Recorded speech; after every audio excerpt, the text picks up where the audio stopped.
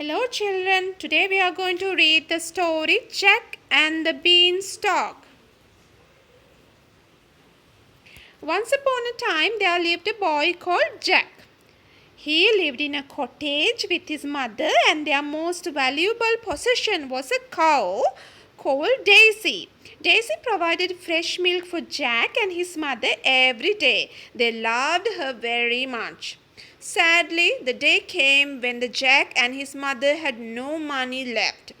Jack's mother told him that he would have to take Daisy to the market to sell her. Jack was distraught, but he knew that they had no choice. He set off to market with Daisy, feeling very sorrowful. It was very sad. On the way to market, Jack met a man. The man had a large, curly mustache and was wearing a sparkly yellow cloak. He stared with interest at Daisy and then said, "What a fine cow you have there, Jack. How do you my name?" asked Jack, confused. "I know a lot of things," chuckled the mysterious man. "For example, I know that these beans that I hold in my hand have magical powers. I will give you these incredible beans in exchange for your cow," suggested the man. "When you plant them, they will grow right up to the sky within just a few hours." "Oh no," Jack replied. "Daisy is all my mother, and I must get a good price for her at market today." "With these beans, you will never have to worry about money again," said the man persuasively. At last, Jack gave in and swapped Daisy for the beans. When Jack arrived back at his house, he skipped excitedly into the kitchen. "Are you back already, Jack?" asked his mother. "I do hope you got a good price for Daisy." "Better than that, mother," sang Jack. "I have magical bean." He started to explain about the man he had met, but his mother was not listening. She was extremely angry. She took the beans and threw them out of the window. The next morning, Jack was sent to his bedroom. He lay down on his bed and cried himself to sleep. The next morning, Jack woke up and noticed that bedroom was much darker than usual. A shadow fell across the room. He ran outside to investigate. Jack was astounded by what he saw in his garden. Overnight, the beans had grown into a gigantic beanstalk. It was thicker than the trunk of an ancient tree and covered in healthy green leaves. It was the most amazing plant that he had ever seen. The beanstalk went up high in the clouds. He could not see the top of it. "I will climb this beanstalk," said Jack, feeling determined. Jack was fit and strong and started to climb the beanstalk with ease.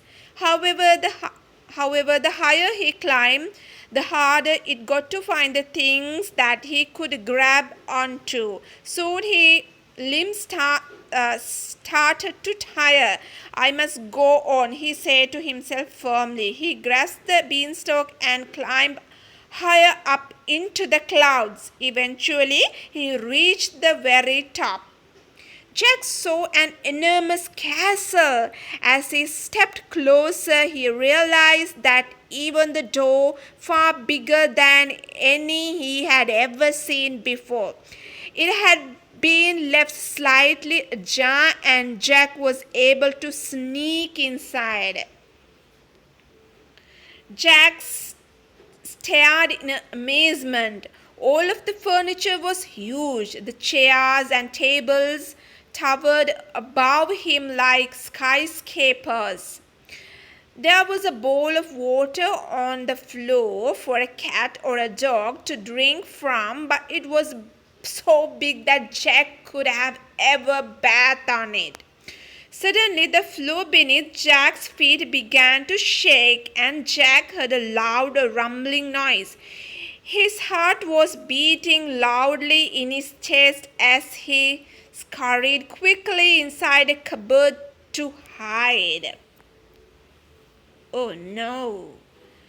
A colossal giant marched into the room. Jack peered nervously through a hole in the cupboard door.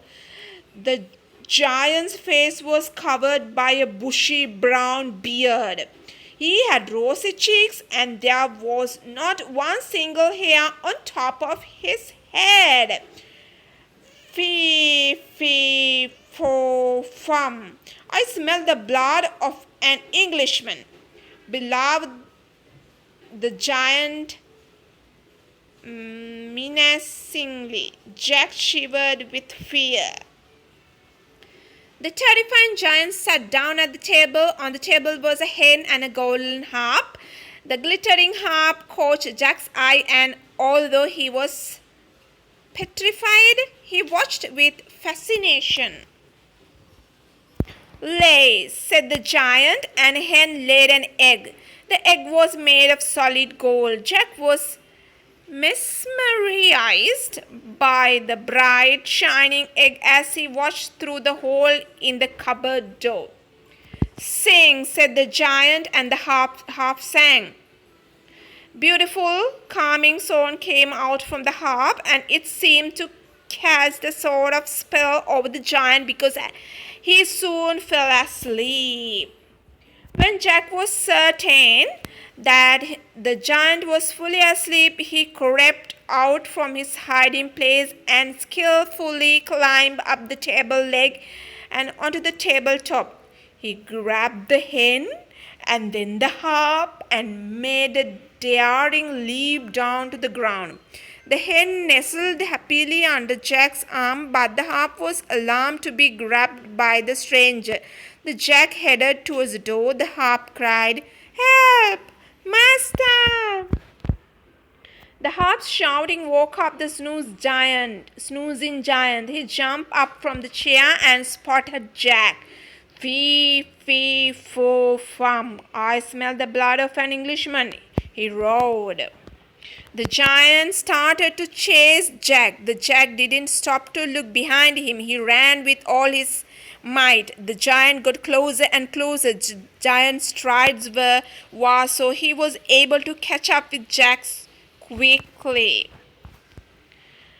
Jack reached the beanstalk and started to climb. Sorry.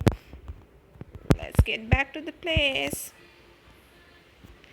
Jack reached the beanstalk and started to climb back down it. He saw breathing very quickly and his heart was racing. It was not easy climbing down beanstalk while holding on to a hen and a harp. Beanstalk shook. The Jack looked upwards. The giant had got onto the beanstalk and was climbing down after him.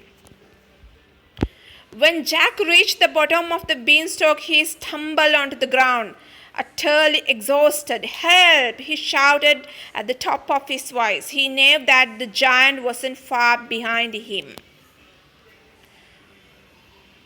Jack's mother came rushing toward the beanstalk with an axe in her hand.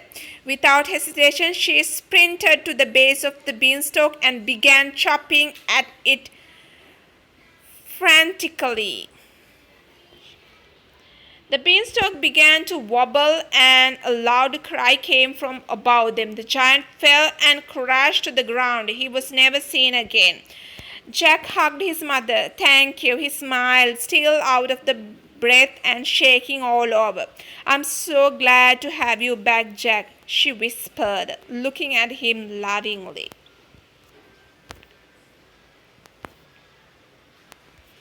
Where were we? Did you finish? Okay. Jack's mother was delighted to see the golden harp and the hen. The harp now seems happy to call Jack his new master, and the hen quickly started to lay golden eggs on Jack's command. In fact, Jack was able to sell the golden eggs to buy Daisy back. Then they didn't have to worry about having enough money again, and they all lived happily ever after. The end.